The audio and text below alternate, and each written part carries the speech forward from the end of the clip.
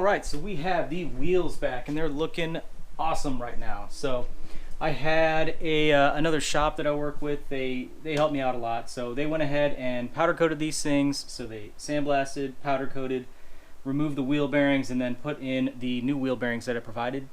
And then also mounted the tubes and tires for me. So saved some time, and they look great. So I don't have a tire machine here, and yeah, I can use like some tire spoons, but you know, I'd run the risk of chipping paint, chipping powder coat, stuff like that. So it's just more consistent and trustworthy to have like a good shop with, you know, larger scale, you know, tools do this. So these are done. They're ready to go back on the bike.